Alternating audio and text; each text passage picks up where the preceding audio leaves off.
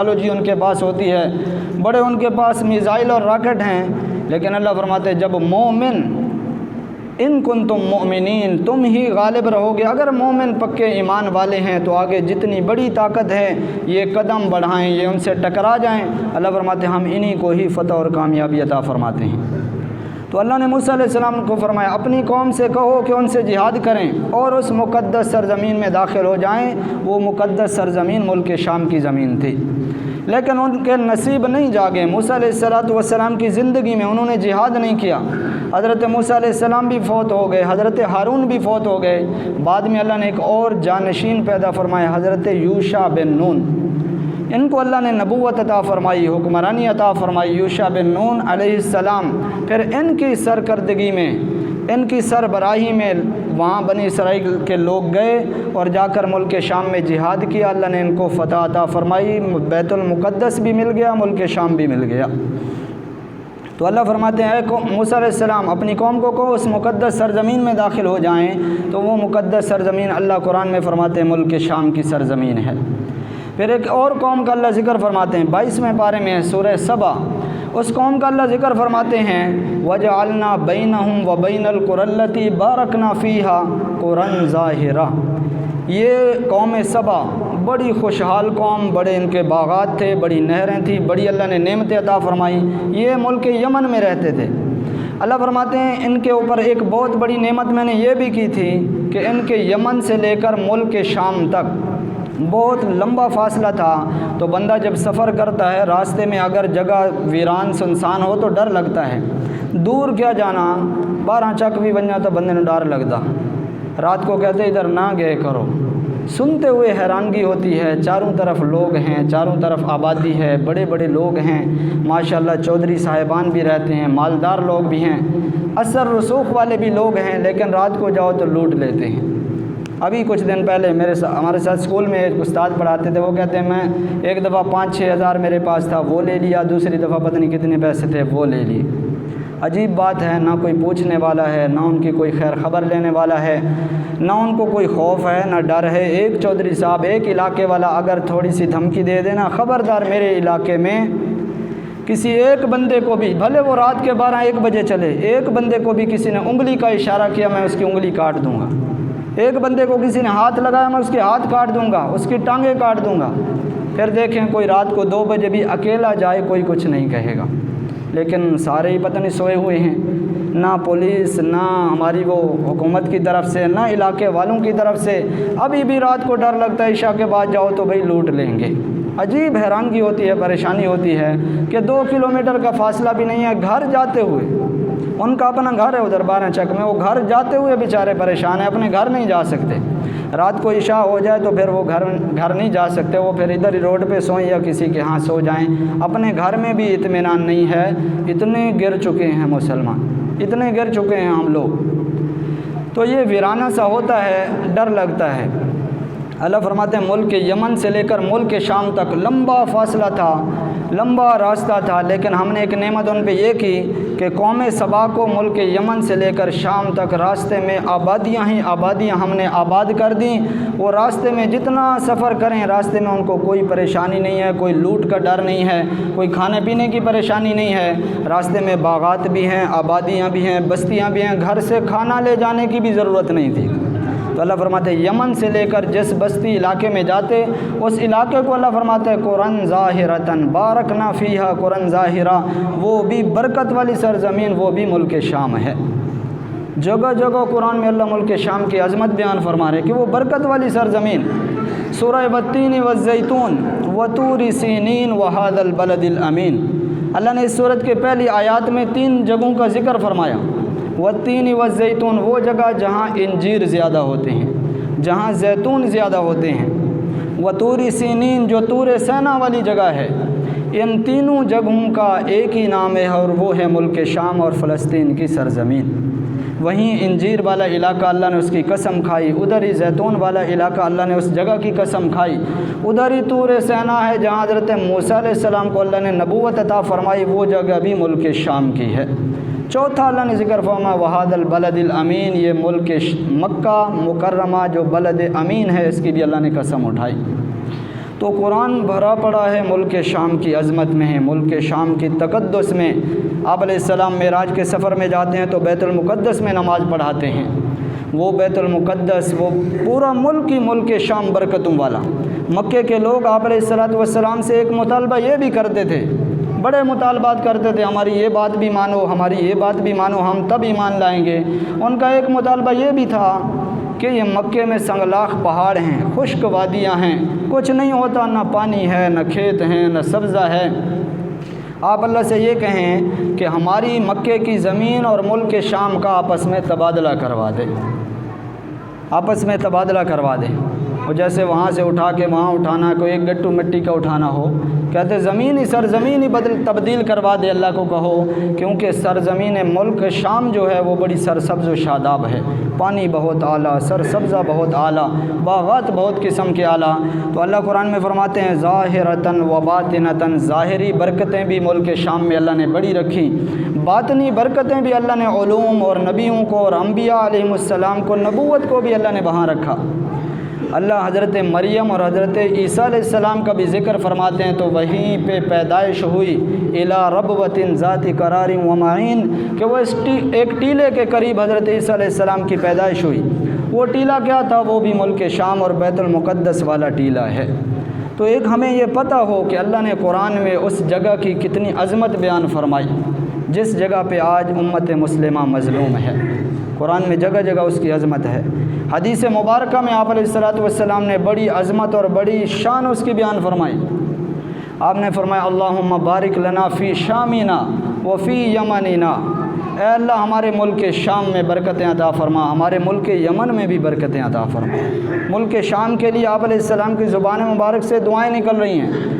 آپ فرمایا کرتے تھے 3 مسجدوں کی طرف سفر کرو، ایک بیت اللہ شریف، ایک مسجد نبوی مدینہ منورہ میں، اور تیسری بیت المقدس کی طرف اللہ ہمت دے تو سفر کرو۔ پھر فرمایا سلیمان علیہ السلام نے دعا کی تھی، یا اللہ جو میری اس مسجد میں، حضرت سلیمان بھی وہیں تھے اور آپ نے اس مسجد کو تعمیر کروایا تھا جنات کے ذریعے، اس کا بھی ذکر قرآن میں موجود ہے کہ جنات نے پورا تعمیر کر دیا۔ سلیمان علیہ السلام سے جنات ڈرتے تھے، آپ کے تابع تھے، جیسے استاد سے شاگرد ڈرتے ہیں ویسے جن ڈرتے تھے۔ آپ نماز پڑھ رہے ہیں محراب میں، جن بھاگ دوڑ کے مسجد بیت المقدس کی تعمیر کر رہے ہیں، حتیٰ کہ تعمیر کرتے کرتے ان کو پتہ بھی نہ چلا کہ سلیمان علیہ السلام محراب میں نماز پڑھتے پڑھتے ہی فوت ہو گئے۔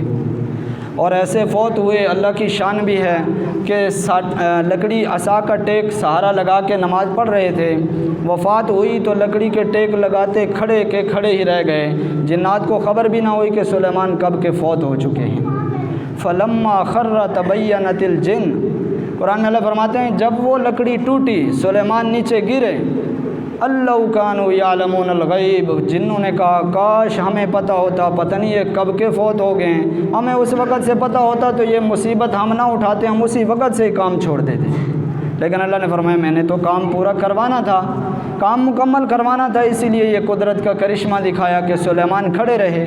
بعد میں اندازہ لگایا انہوں نے، وہ لکڑی کو دیمک اور سیوی ہوتی ہے چھوٹا کیڑا، وہ کھایا ہوا تھا اس نے، لکڑی ٹوٹی تو گری، انہوں نے اس لکڑی جیسی لکڑی تلاش کی اور دیمک تلاش کی، اس کو لگایا، پھر وہ لکڑی اس کو کھاتے کھاتے کھاتے اس کو ٹائم انہوں نے نوٹ کیا تو 6 مہینے لگتے تھے۔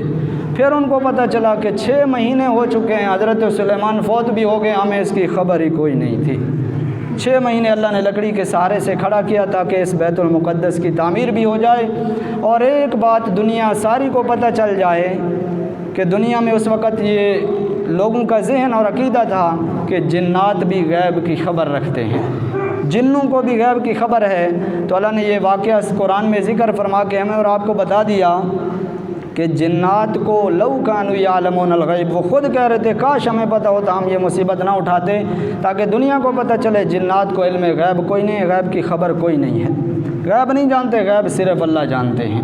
ہاں اللہ نے ان کو ایک ان کی فطرت، طبیعت اور ان کو ایک طاقت دی ہے، وہ تیز ہیں ہم سے بہت زیادہ، وہ دوڑتے تیز ہیں، وہ بھاگتے تیز ہیں، ان کو اڑنے کی طاقت ملی ہوئی ہے، وہ جلدی سے ایک سے دوسری جگہ پہنچ جاتے ہیں۔ اس لیے کوئی خبر آ کے کسی نجومیوں کو، جادوگروں کو بتا دیتے تو لوگوں کے ذہن میں تھا غیب جانتے، اللہ نے بتا دیا غیب کوئی نہیں جانتا، صرف اللہ ہی جانتے ہیں۔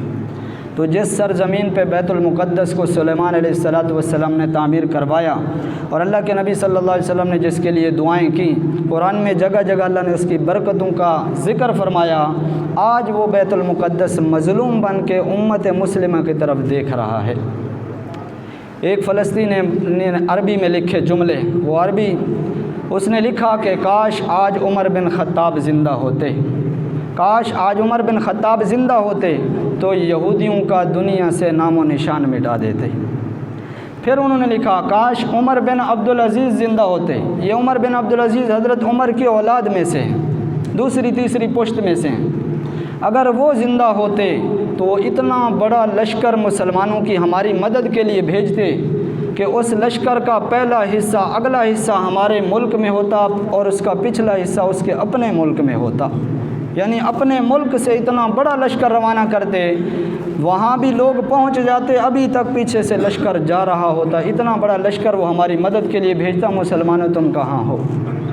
پھر تیسرے آدمی کا نام لیا اس نے کہا کہ اگر آج صلاح الدین ایوبی زندہ ہوتے، تاریخ کے اوراق میں ایک چمکتا دمکتا ستارہ ہے صلاح الدین ایوبی، کہتے ہیں ہر وقت غمگین رہتا تھا، ہر وقت غمگین، لوگ پوچھتے کیوں غمگین ہو تو وہ کہتا کیف یطیب لی الفرح، میں کیسے خوش ہوں، والطعام، اور کیسے میں خوشی سے کھانا کھاؤں، وَأَلَذَّةُ الْمَنَامِ، اور مجھے کیسے میٹھی نیند آئے، وَبَيْتُ الْمُقَدَّسِ بِأَيْدِ الصَّلِيبِيُّونَ، بیت المقدس یہودیوں کے قبضے میں ہے، بیت المقدس پہ یہودی قابض ہے، مجھے کیسے سکون آ سکتا ہے، مجھے کیسے نیند آ سکتی ہے، مجھے کیسے کھانے اچھے لگ سکتے ہیں۔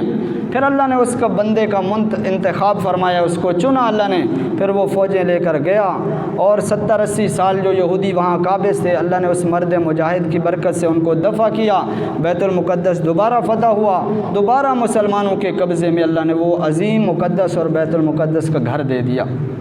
اس کی پیچھے بھی عجیب تاریخ ہے، کہتے ہیں اس کا والد کافی عرصے تک شادی نہیں کی اس نے۔ دیکھو مسلمانوں کے جذبات کیا ہوتے تھے، شادی نہیں کی، بڑا بھائی کہتا تھا شادی کر لو، عمر کافی ہو گئی، کہتا ابھی تک رشتہ نہیں ملا، مجھے ڈھنگ کا رشتہ نہیں ملا۔ ہاں ہمارے نوجوانوں جیسے ہوتے تو پھر میں نے ایسا لینا ہے رشتہ، ایسا لینا ہے، فلاں فلاں فلاں، ہماری فرمائشیں ختم نہیں ہوتی۔ پہلے میں سمجھتا تھا ہمارے بچوں کی شادی بڑی دیر سے ہوتی ہے، اس کی وجہ کیا ہے؟ ذہن میں یہ تھا کہ ماں باپ جو ہے نا ان کے ساتھ اچھا نہیں کر رہے، بڑی دیر سے شادی کرتے ہیں۔ ابھی ایک دو باتیں میرے سامنے آئیں بڑی عجیب، وہ پتہ چلا ماں باپ شادی کرنے کے لیے تیار ہیں، بچے کہتے ہیں ابا جتنے تو آدھا میں اتنے کرنی کوئی نہیں، میں نے یہاں نہیں کرنی، میں نے وہاں نہیں کرنی، میں نے وہاں نہیں کرنی، اس بچے کی فرمائشیں کرتے کرتے 10 سال گزر جاتے ہیں۔ اب دیکھو صلاح الدین ایوبی کے والد کی فرمائش، وہ کیا سوچ رہا ہے؟ ہم تو مسلمان ہیں، ہم نے اپنی تاریخ دیکھنی ہے، ہمارے جذبات کیا ہوں، ہماری سوچ کیا ہو، ہماری فکر کیا ہو۔ اس کا والد کہہ رہا ہے، اس کے دوسرے بھائی نے کہا اگر تو چاہے تو میں بادشاہ کے گھر بھی چلے جاؤں اور شہزادی کا رشتہ تیرے لیے لے آؤں۔ اس نے کہا شہزادی کا رشتہ بھی نہیں چاہیے۔ کیسا رشتہ چاہیے؟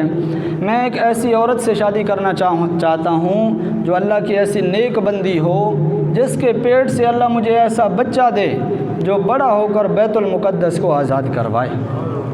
ابھی تک شادی بھی نہیں ہوئی اس کی، ابھی رشتہ تلاش کر رہا ہے، وہ بچہ اللہ مجھے دے جو بیت المقدس آزاد کروائے۔ پھر کتابوں میں لکھا ہے، تاریخ میں ایک عورت تھی جس کو اللہ ہی جانتا ہے، نہ ان کی آپس میں ملاقات ہوئی، نہ ایک دوسرے کا ذہن انہوں نے ایک دوسرے کو بتایا، نہ کسی کا پتہ تھا۔ وہ عورت بھی اس نے ذمہ لگایا ہوا تھا میں نے بھی ایسے مرد سے شادی کرنی ہے کہ جس کی جو اتنا نیک ہو، جس سے اللہ مجھے ایسا بیٹا دے جو بیت المقدس کو آزاد کروائے۔ کتابوں میں لکھا ہوا ہے واقعہ۔ پھر ان دونوں کی آپس میں شادی ہوئی، جس سے صلاح الدین ایوبی پیدا ہوا، جس کی برکت سے اللہ نے بیت المقدس کو آزاد کروایا۔ آج اللہ نے مسلمانوں کو طاقت دی ہے، دنیا کی کہتے ہیں مسلمانوں میں سب سے سپر، سب سے بہترین فوج پاکستانیوں کی فوج ہے۔ اللہ ان کو ہمت دے، اللہ ان کو عقل دے۔ ابھی میں ایک بچے، وہ تصویریں آتی ہیں موبائل پہ، خالی بندہ پڑھ سکتا ہے، ان کی شکل نہیں دیکھ سکتا، وہ تصویریں دیکھنے کے قابل نہیں ہیں۔